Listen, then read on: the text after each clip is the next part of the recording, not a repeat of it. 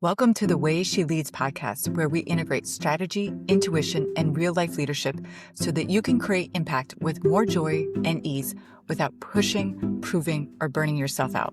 Hi, I'm Megan Akatu, former corporate leader turned transformational coach, and I help women feel fully alive in their purpose in a way that ripples out through every area of their lives. If you've ever felt like there is a better way, you are not wrong and you are not alone. Each episode brings you conversations with experts and real leaders sharing tangible and holistic practices to help you lead your life in a way that actually feels good, not just looks good on paper.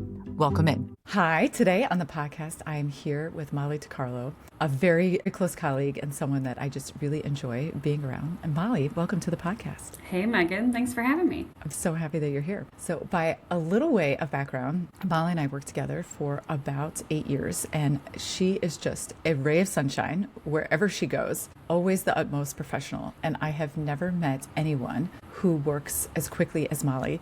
And not from a place of, let me just finish this and get this done and move on to the next task, like it's incomplete. No, it is fantastic, high quality, and somehow she seems to do it without a lot of stress, which might not be true. So we will talk about that here today. Molly, welcome. Hey, thank you, Megan. That was very kind, first of all. And, really, you're the one who took the chance on me. So I appreciate this full circle moment here today.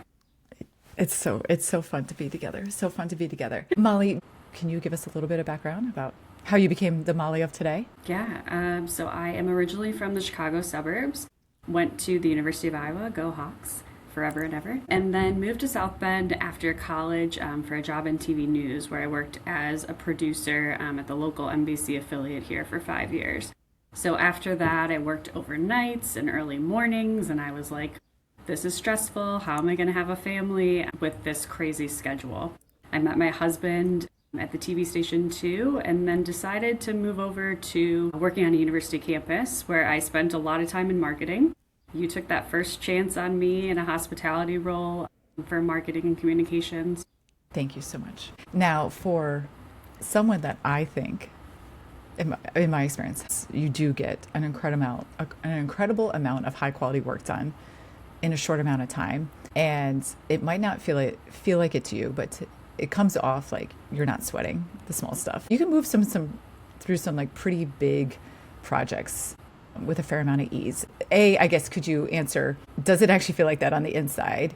And if there is some ease, like how you find that ease? Yeah, I think it doesn't always feel like that on the inside. I do think one of my superpowers, though, is making it look like that on the outside. I kind of thrive in high pressure environments. So my news days were some of my favorite because I really was like on the clock all the time. And I was trained to work under a deadline. I could never be late, always needed to be the first done. And that's not always the best, but in that world it was. So I think I really learned a lot in the news world on working quickly on deadlines. And then that transpired into the marketing communications world, where I would get things done quickly, and people are like, why are you doing this so fast? And why did you turn this out? And that's all I know, really. But let's say it's hard to work under pressure, I think, sometimes, and it's not always easy. And I do have to really just take that moment. I've been challenging myself lately to just pause and not respond to things so quickly, because there isn't really a need. Like, I think you were maybe one person who said to me, like, we're not doing brain surgery. We don't need to have emergencies all the time. So when I look at that email, I'm like, do I need to respond right this second, or should I pause and think about it, put in some more effort in my reply and slow down? And I apply that a lot to my personal life too, of like, do I need to get this list of 10 things done right now, or can I just take a breath? Can I get 2 things done and then come back to it later? I love how you have been able to carry that over into your personal life as well. What have you noticed more recently, now that you are taking more of a pause before responding or checking off the entire list? What's become possible for you? There's just more room to think and breathe. So I have found myself, I work closely with a lot of students, and I really find that is the best part of my job, is just getting to learn with them, working on their development and growth into a further career path, and slowing down on my actual work product has been great to spend time with them. So then we can work closer one-on-one and after we have a little bit of a conversation on what they had in the dining hall. So it really has allowed me to focus on the development of why I'm here on a university campus is for the students and to help them further their career, and then forced me to slow down a little bit. Beautiful, beautiful. You've always struck me as someone that can like find the lightness in big situations, and also someone that, whether you would call it a boundary, but I feel like you've been able to like call it a night, go home, find some peace, and then come back the next day ready to go. How did you learn to do that, or what have you had to put in place in order to shut things off at night? So I'm like all about self-care, and I sort of hate that word because I feel like it's really overused, but truly I need that in my life to function. I'll give you an example. So a couple weeks ago, my daughter turned 5. I had a big princess birthday party for her, and I had all these 5-year-old girls dressing up in princess costumes at my house. And I was exhausted. I was running around, getting the balloons, doing the things, making sure it's perfect. She's an only child, so like this was going to be a big deal. And I knew coming back into the office that next week I was going to be depleted totally. It happened to be my birthday coming up that next week. I looked at my calendar, I looked at my vacation days, and I'm like, I need to get out because I am not going to show up at work with my best product if I don't get some solo time to like be at the spa, get a massage, quiet my body, stop the adrenaline rush, and then show up on Thursday as my best performing self at work. I knew that I would not be able to show up in a good space if I didn't take that time for myself. So that self-care has ebbed and flowed in the last few stages of life. I know in my 20s it was maybe more so like 5:45 p.m. workouts. And now I'm showing up at 6 a.m. every day because that's the only time that I can get it in. And I think when you had a 5-year-old, you were at 6 a.m. Yes, so now it's yes. going full circle. But it just is, you have to find the moments that you can. So last year it was journaling and meditating in the morning. And like now it's just not that, but I'm finding it in other places. So I think really showing up for myself and finding ways where I can create self-care. I need that alone time sometimes. So I know that about myself. Where did you learn or discover that self-care was important to you? Truly, you, to me, figured that out younger than most people that I know or most people that I work with. I wish I could pin it back to like a straight moment, but I don't know if I have one. I really just think it's truly growth and who I've surrounded myself with. My colleagues are really important to me. My friends are very important to me. And I do see everybody kind of modeling it in different ways. And I think who I've surrounded myself with in my life have modeled it for me to pick up in different ways in different times. I can't pin it back to an exact moment, but I know that growth over time has definitely helped. And if I remember correctly, you're someone who actually needs a fair amount of sleep. I still So that's do, correct, yes, right? Yeah. Yes, that's what I remember. And that takes its own discipline Yeah. in the evening to say, I'm going to bed because I am getting up at whatever time to go move my body, which I also remember was something that's always been important to you. Mm-hmm. So that I can show up for my family and then show up for my colleagues at work. So what have you had to say no to, or what have you had to put in place that so that you can shut off at night and do all these other things that you want to do? I am a big routine person. So I think I definitely thrive on routine. And that is sending out my coffee for the morning the next day, making sure the dishwasher is unloaded, making sure the house is completely straightened up. And if I check all those boxes, then I feel good about going to sleep. And I really do kind of have my nights locked into a routine of what I do when, just so I can prioritize getting in bed and getting enough sleep, because it is important to me to feel rested the next day. I know if I don't get that sleep, I'm just not going to show up anywhere in a good space. So I really have plugged those routines into my life. And as much as that's like so type A of me to say, it really, really has helped show up as the most authentic self. And you forgot to say that you lay out your outfit the night before. Sometimes I sleep in my workout clothes. This is amazing. Don't tell anybody. No. This is amazing. All right. And you are so joyful and light, and how you show up. We work through some very intense projects, some very intense timelines in our time together. And you still show up with a lot of joy, and not because it's fake, because you're like, okay, I'm going to choose to see the funny side of the situation, the lightness in the situation. Is that something you learned? Have you always been like that? I genuinely like being around people. And I think I get a lot of energy from being around joyful people. So I do go back to thinking that it is who you surround yourself with. And when we're in the trenches, I can think back to a team I've been on, all women. I've been on a lot of teams that are all women. And I'm thankful for that because I have formed my own board of directors from that team. And they're the ones who, like, when we're in the trenches and things that are going bad, we're texting and we're checking in to make sure we really know who we are and what we are doing well at and what maybe we need some help with and what we should stop doing, what we should start doing. So I really think that joy comes from the people that I surround myself with. And over as you've ascended in your career, I can only assume that you've also had to learn how to ask for help. Because if I remember baby Molly, it was like, I got it. And that also could have been from the news channel as well, right? You were the one that had to pull everything together in order to get it to the people on air. So has that been hard for you? Has that been easy? Has that been a natural transition? Or do you even notice yourself asking for help at this point? Definitely, that's been hard for me. I think I still struggle with asking for help, even on a personal level, like asking my mom to come, babysit for the weekend or asking somebody to bring me dinner. Like, I just don't like doing any of that, but I've had to, and it's still very, very hard for me. But I think I'm getting better at it. As I get older, I think I see that I can only do better with more assistance from others and really need to have that village. But I think if you want to, I saw this recently, like if you want that village, you need to create a village for other people. Yeah. And I truly believe that's true. You need to show up in all ways for everybody, whether it's the students who are sitting in my office or it's a friend or a family member who needs help. You need to be the one that shows up so that they can show up for you. And as much as it's hard for me to accept that help, which it is, I'm trying. And I'm hearing you say as you show more vulnerability, then other people can come in and be vulnerable themselves, but even offer that help. Absolutely. I think your best relationships are formed when you are the most vulnerable. And I really hate small talk. I hate surface level stuff. So, I try to build that into my relationships as much as I can, because I think that just really creates a better work product. And then also just personally, like, your relationships are more authentic. Yes. You to me are such an authentic person. I mean, you can do the small talk. I also understand why I can that's do not it. your I preference. don't like it. Yeah. It's like, let's talk about the real stuff. Yeah.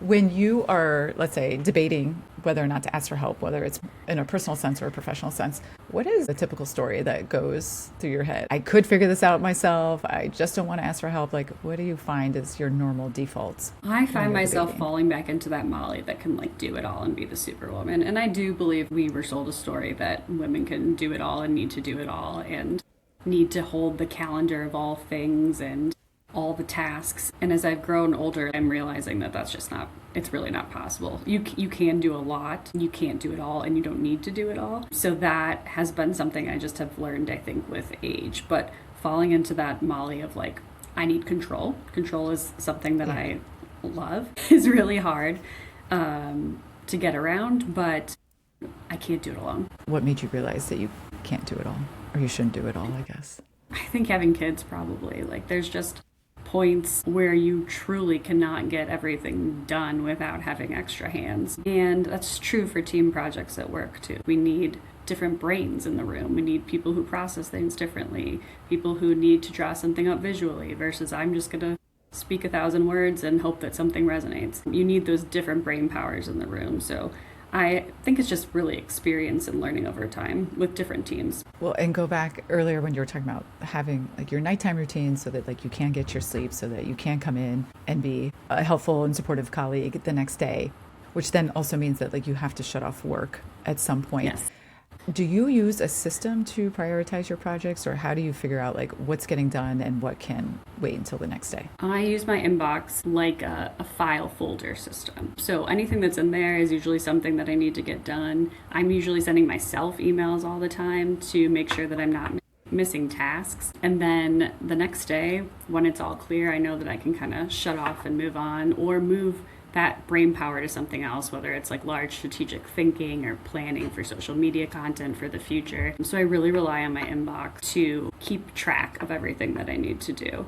And I've become better with that over time too. But that really is like inbox zero is where I love to live as much as I can. This is where Molly and I differ. I have thousands of unread emails in my inbox. Text messages, I'm sure.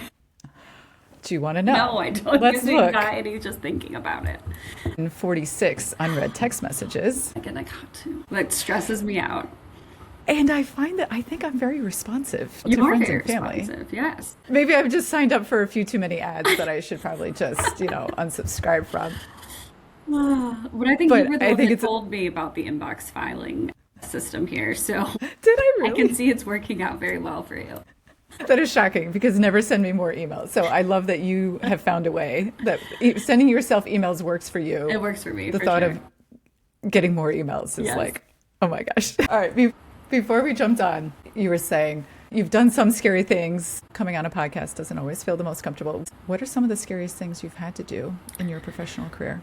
It's funny because working in TV news, a lot of my job was with people who were in front of a camera. I married somebody who doesn't stop talking in front of a camera. And for me, it's like the most frightening thing. So speaking in front of people is just really gives me total anxiety. And sometimes I'm good at speaking to a camera because there are no bodies there. But speaking in front of a room, I was having anxiety for days. So public speaking has really been something that is just not my favorite. And I sometimes feel like I can sort of fake it until I make it, but really it is the most stressful thing for me. But I think the best way to get through it is doing it.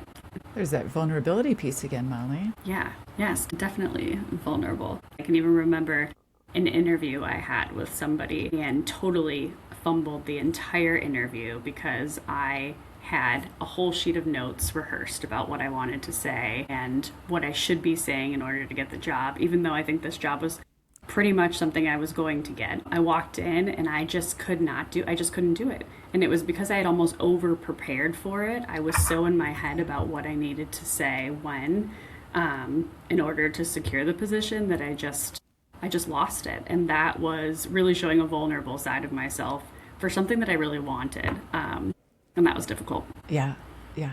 And then fast forward then to when we were interviewing together. What changed between the interview you were just referencing and then when we were together? I don't know. I think when I met with you the first time, I just felt like we clicked. And I remember calling my mom right after and being like, she was just so great. Like we could be friends. And she was just such a good mentor and a woman who I could see as like a good role model. I do think that male versus female probably had a little bit of an impact there. Not a ton, but just two completely different interviews because two completely different personalities. Both fantastic people. Yeah, yeah. Thanks. Well, and from my perspective, it wasn't overly rehearsed of all the things that you wanted to say, but Yeah. what I appreciated the most about you was willingness to learn. And then it was very clear how much you cared for the people around you and the people that you worked with and the people that you would be working with. And I could also sense like a great deal of flexibility, which I knew was going to be needed just because we were building something new and it was something we hadn't done before, we hadn't been doing for very long. And so it was really like that that care that came through that I was like, oh, I also didn't know it's gonna be a enough. good fit. And I took a little bit of a career pivot into something that I really knew nothing about. And that was probably better for me because I was just like, here I am, take it or leave it. Yes. I can do these things. I'm a nice person. I can be helpful. Yes. And I think sometimes that's really all you need. Yes. Yes. Exactly. Right. Like, so you didn't know enough, let's say, quote unquote, to over prepare. Yes. And I think it was very clear from your time in the newsroom that you knew how to figure things out Yep. and still move things forward. Yep. Yep. Totally. Well, as you've ascended over the years and have continued to build a larger team and have gotten promoted, what do you think are the biggest drivers of your success over your career? Communication is a cliche answer, but it's true. I am an open book. I will tell you most of the time what I'm thinking, and I'll tell you a lot about who I am as a person. I just think showing up authentically, being an open book of communication are really important as a leader. And also just feeling like people can come to you with a problem, even if it's not something that like might fall under your bucket of work. If they can come to you, if they know you have an open door, we can usually solve something together. That open door policy is really important to me. I also really like working with the younger people who are just starting in their career. I think there's so much to talk about there. There's so much for them to learn. And you look back when you were that age and you're like, oh, I really didn't know that much. So it's interesting now to see that 15 years later on the road and being a good leader, I think really is just all about communication. And I love that you've always been energized by young people, and I love that, like, you can continue to be that bridge of, oh, I remember what this was like. Yeah. And let me also show you a few things. Yeah. We're not spring chicken anymore, apparently. Apparently not. If you could give advice to high-achieving women, what piece of advice would you give to others? I think making space for yourself really is the key to success. And whether that is 5 minutes of scrolling on Instagram Reels before you walk into the office for the day, or it is a whole solo spa day, or it is 10 minutes to change your clothes and wash your face before you go to pick up in the afternoon. As much as I can cultivate those small moments throughout the day, it just helps me show up better for my family, for my work colleagues, for my friends. And I just have to find those small moments where I can throughout the day. And I think that's the best advice for anybody. Love that. And you've always been such a powerful role model, specifically in that arena. I am so glad that you take your self-care so seriously, because it's motivating to be like, oh, well, it is serious. I just got a facial. I want to go get a facial. Yeah, it's the only way to show up with a clear head. Can I ask you some quick fire questions? Yes. All right. What does feminine leadership mean to you? Feminine leadership means showing up as a full person, so not hiding anything. What is the Molly secret sauce? Molly's secret sauce is a journal to write, and this is tricky. Secret sauce. Yeah, a journal, a latte, and a good workout. I think that sounds perfect for you. Have you always been a journaler? No. I don't remember that about you. No. Okay. I love to write, and I need a prompt. I need just a couple sentences, just a little quiet time in the morning by myself. Perfect. What are you reading or listening to right now? I'm a terrible reader. So no reading. I'm listening to lots of reality TV show podcasts, which I know also says a lot about me. I like funny stuff just to laugh while I'm cleaning my house. I love it.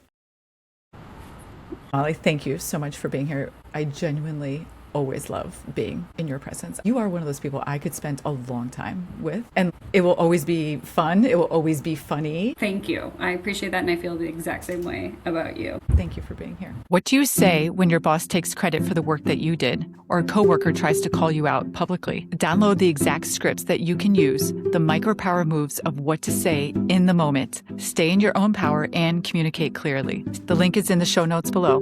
Thank you so much for listening. I so appreciate your time. If you could please review this podcast and leave comments, I would love to hear from you directly. Have a great day. Bye.